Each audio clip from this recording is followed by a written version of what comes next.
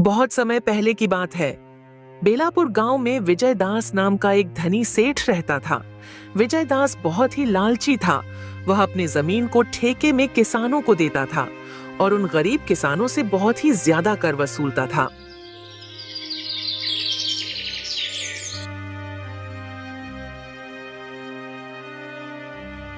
इन किसानों की भी क्या जिंदगी है, बस दिन भर काम करते रहते हैं और सिर्फ 2 वक्त का रोटी के लिए। और हमें देखो, हम सिर्फ आदेश देते हैं और यह किसान हमारे लिए काम करते हैं। इसे कहते हैं सेठ विजय दास का दिमाग। हाँ सेठ जी, आप तो इस गांव के मालिक हो और सभी किसानों को मुट्ठी में बांध कर रखते हो। सेठ विजय दास बहुत ही लालची है। किसानों को पहले बहला फुसलाकर ठेके में काम करवाता है और बाद में किसानों से ही शर्त रख देता है।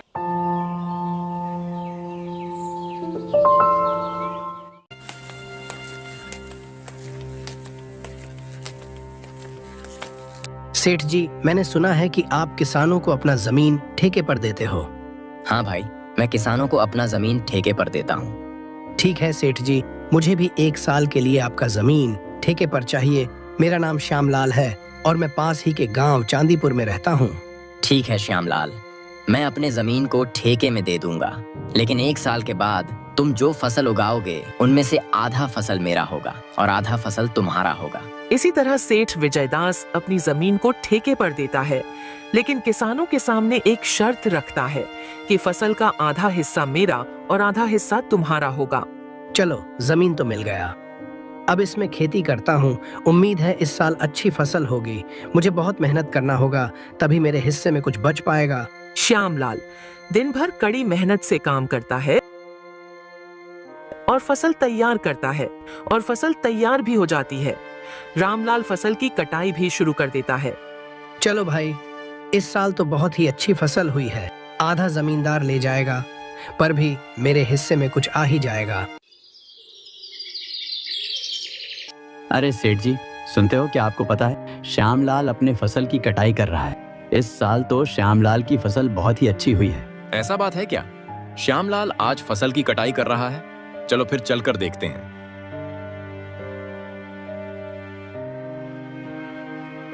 अरे श्यामलाल, फसल का कटाई पूरा हो गया है क्या? हो गया है मालिक। इस बार मैंने गेहूं की फसल लगाई है। देख लो, बहुत ही अच्छी फसल हुई है। वह तो दिख ही रहा है मुझे। मेरा खेत ही उपजाऊ है, इसकी वजह से इतनी अच्छी फसल हुई है। नहीं मालिक, खेत भले ही उपजाऊ हो, लेकिन वहाँ मेहनत नहीं होगी तो फसल कैसे होगा? मैंने इस साल इस खेत पर बहुत मेहनत किया हूँ सेठ जी। इस खेत पर गेहूं की फसल तैयार करने में मुझे कड़ी मेहनत से काम करना पड़ता था। इसकी वजह से इतनी अच्छी फसल हुई है। क्या बात कर रहे हो यार? खेत नहीं होगा तो तुम मेहनत कहाँ करोगे और कैसे मेहनत करोगे? ये खेत बहुत उपजाऊ है, इसलिए तुम यहाँ पर हो। इस तरह श्यामलाल से शर्त लगाकर सेठ विजयदास अच्छी फसल ले जाता है और खराब फसल श्यामलाल को दे देता है। ये क्या, इतना मेहनत करने पर भी बस इतना ही फसल मिला? ऐसे जिंदगी से तो अच्छा मर जाना बेहतर है। हमेशा दूसरों के इशारे पर काम करो, पता नहीं खुद का जमीन कब होगा। श्यामलाल इस तरह जैसे तैसे अपना जिंदगी काटे जा रहा था। फिर एक दिन श्यामलाल का बेटा हरीश शहर में अपनी पढ़ाई खत्म करके अपना गांव चांदीपुर आता है और जब हरीश गांव का नजारा देखता है तो हरीश को बहुत दुख होता है। पिताजी, क्या हुआ हमारे गांव को? बहुत सुना सुना लग रहा है। श्यामलाल हरीश को सारी बातें बता देता है और गांव के सभी आपदा हालात और गांव के जमींदार के बारे में भी बता देता है कि किस तरह सेठ विजयदास किसानों को धोखे में रखकर किसानों का जमीन को लूटता है। चलो कोई बात नहीं पिताजी, दुखी मत हो, इस बार मैं खेती करूंगा। हरीश ने सेठ विजयदास को सबक सिखाने और सभी किसानों को इंसाफ दिलाने की प्रतिज्ञा ली। फिर एक दिन हरीश सेठ विजयदास जी के घर जाता है। सेठ जी, पिताजी की जगह इस बार मैं खेती करूंगा। मुझे ठेके में कोई भी एक जमीन चाहिए। अरे तुम जाओ, अभी तुम्हारे पास इतना ताकत नहीं है बच्चे कि तुम खेती कर पाओ। नहीं सेठ जी, आप ऐसा मत बोलिए। मैं पढ़ा लिखा हूँ, लेकिन हूँ तो एक किसान का बेटा ही ना। खेती मेरी धर्म है। चलो ठीक है, मैं मान लेता हूँ। और वैसे भी आजकल क्या काम रखा है, अब पढ़ लिख कर वैसे भी तुम बेरोजगार घूम रहे हो। इससे अच्छा तुम थोड़ा खेती बाड़ी भी सीख लो। आपका बहुत बहुत धन्यवाद सेठ जी। धन्यवाद बाद में देना, पहले मेरा नियम और शर्तें सुन लो। क्या शर्त है सेठ जी, आप बताइए। अरे यह लड़का तो नया नया खेती बाड़ी कर रहा है। चलो इस बार कोई नया शर्त बता देता हूँ। पिछले बार इसके पिता ने गेहूं का फसल लगाया था, यह भी गेहूं का ही फसल लगाएगा। अब की बार मैं यह शर्त रख देता हूँ कि ऊपर का हिस्सा मेरा होगा और नीचे का हिस्सा इस लड़के का होगा। अच्छा हरीश, तो सुन लो, शर्त यह है कि तुम जो भी फसल लगाओगे उसका आधा हिस्सा मैं रखूंगा और आधा हिस्सा तुम रखोगे, लेकिन ऊपर का हिस्सा मेरा होगा और नीचे का हिस्सा तुम्हारा होगा। बोलो तुम्हें यह शर्त मंजूर है? ठीक है सेठ जी, मुझे मंजूर है। बिल्कुल ऐसा ही होगा जैसा आप चाहते हैं। फिर अगले ही दिन से हरीश काम करना शुरू कर देता है, लेकिन हरीश ने इस बार गेहूं के जगह आलू का फसल लगा दिया और आलू का फसल बहुत ही अच्छा हुआ।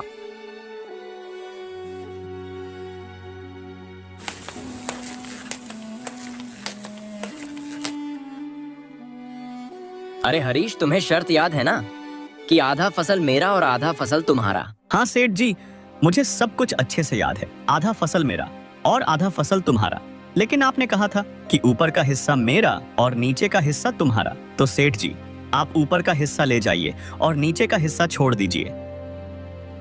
अरे सेठ जी, इस हरीश ने तो चालाकी मार दी। यह गेहूं की फसल की जगह इस बार इसने आलू की फसल लगा दी।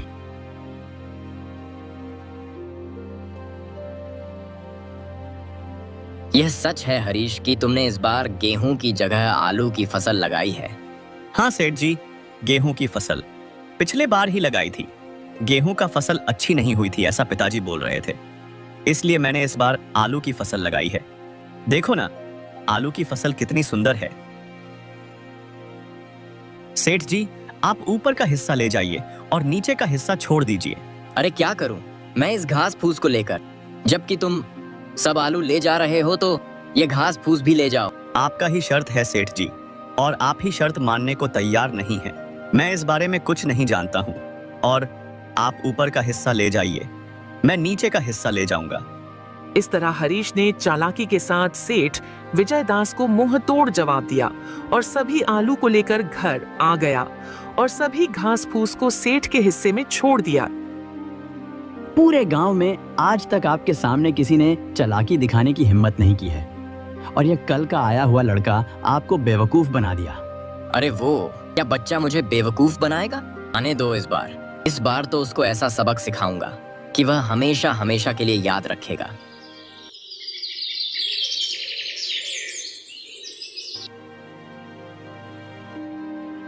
फिर कुछ महीनों के बाद हरीश दोबारा से सेठ विजय दास के घर जाता है। अरे लड़के, इस बार क्या चाहिए तुझे? ठेके पर जमीन चाहिए सेठ जी। फिर तो मेरा भी हिसाब सुन ले लड़के, इस बार कुछ चालाकी नहीं चलेगी। इस बार फसल का नीचे का भाग मेरा होगा, ऊपर का भाग तुम्हारा होगा। बोलो क्या तुम्हें यह शर्त मंजूर है? बिल्कुल मंजूर है सेठ जी। इस बार फसल का ऊपर का भाग मेरा ही होगा और नीचे का भाग आपका होगा। इस तरह हरीश सेठ जी से बात करने के बाद अपना घर वापस लौट आता है और फिर इस बार दोबारा से खेती करने की तैयारी में जुट जाता है। हरीश इस बार गेहूं की फसल लगाता है। इस बार तो गेहूं का फसल खूब अच्छा हुआ है, मजा आ गया। अब आने दो उस लालची सेठ को, फिर बताता हूं उसको। कुछ सप्ताह के बाद सेठ विजय दास हरीश के खेत पर आता है। जैसे ही सेठ गेहूं के खेत पर पहुंचता है तो उसका दिमाग चकरा जाता है। अरे यह क्या, इसने तो इस बार गेहूं की फसल लगा दी। यह लड़का हरीश जितना मैं सोच रहा था उससे कई ज्यादा होशियार निकला। नमस्ते सेठ जी, कैसे हो आप? देखिए सेठ जी, इस बार मैंने गेहूं की खेती की है और आपने शर्त रखी थी कि ऊपर का हिस्सा मेरा होगा और नीचे का हिस्सा आपका होगा, तो फिर ले जाइए आप नीचे का हिस्सा। इस तरह से हरीश ने अपना दिमाग का इस्तेमाल करके फिर से सेठ को बेवकूफ बना देता है। अरे सेठ जी, उस छोटे से बच्चे का दिमाग तो देखिए। आप जैसे महाजन को भी अपने बुद्धि के बल पर बेवकूफ बना दिया। तुम सही कह रहे हो रामू, मैं उसको छोटा ही समझ रहा था। उसने तो मुझे बेवकूफ ही बना दिया। आने दो दोबारा, फिर उसको बताता हूँ। हरीश ने गेहूं की कटाई की और सारे फसल को अपना घर ले आया।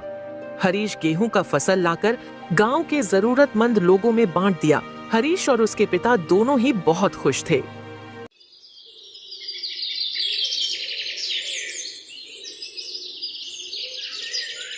चलो आज सेठ जी के पास दोबारा मुलाकात करते हैं और इस साल भी ठेके में जमीन लेकर फसल लगाते हैं।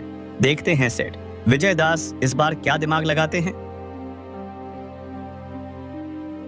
अच्छा, तो तुम मुझसे मिलने दोबारा आ ही गए। अब क्या खेल खेलना चाहते हो मेरे साथ? देखो बच्चे, ज्यादा होशियारी बनने की कोशिश मत करना। मेरा भी नाम सेठ विजय दास है। मेरा तो नाम में ही विजय है। मुझसे ज्यादा चालाकी अब नहीं चलेगी। होशियारी मुझे नहीं आती सेठ जी, मैं तो एक गरीब किसान का बेटा हूँ। होशियार तो आप लोग करते हो और गांव के गरीब किसान के मजबूरी का फायदा उठाते हो। ये लड़के ज्यादा ज्ञान मत बांट, काम की बात कर, वरना यहाँ से चलता बन। सेठ जी चलिए काम की बात करते हैं। मुझे इस साल भी आपकी जमीन ठेके पर चाहिए। बताइए इस बार आपका क्या शर्त है? सेठ विजयदास थोड़ी देर सोचने के बाद कहता है, तो सुन लो मेरा शर्त। इस बार नीचे और ऊपर का हिस्सा मेरा होगा और बीच का हिस्सा तेरा होगा। तो बताओ, यह शर्त तुम्हें मंजूर है? बिल्कुल मंजूर है सेठ जी, जैसा आप चाहें। मैं तो किसान का बेटा हूँ, मुझे तो बस खेती करनी आती है। तो फिर ठीक है सेठ जी, अब मैं चलता हूँ, मुझे खेती भी करनी है। लालची सेठ की बातें मानकर हरीश घर आता है और हरीश दोबारा फसल की तैयारी में जुट जाता है। हरीश इस बार गन्ना की फसल लगाता है। इस बार खेती में कौन सा फसल लगाया है बेटा? पिताजी, इस बार मैंने गन्ना की फसल लगाई है। गन्ना की फसल अच्छी है, इस बार भी काफी आमदनी होगी। चलो ठीक है बेटा, तुम ऐसा ही मेहनत करते रहो, भगवान तुम्हारा भला करें। लालची सेठ और उसका नौकर रामू दोबारा उस खेत पर आने लगते हैं। अरे सेठ जी, इस हरीश का दिमाग चकरा जाएगा। इस बार आपने बहुत ही बढ़िया शर्त रखा है।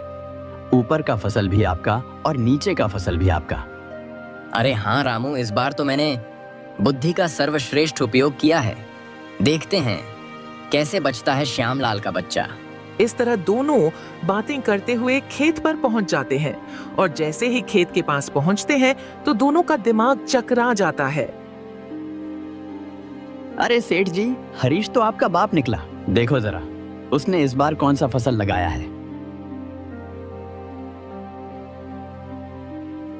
अरे यह क्या, ये तो गन्ने की फसल है। अब बताओ भला, ऊपर और नीचे का मेरा होगा और बीच का हिस्सा उस हरीश का होगा। मतलब मैं दोबारा फिर से बेवकूफ बन गया, मान गया इस किसान के बच्चे का दिमाग को।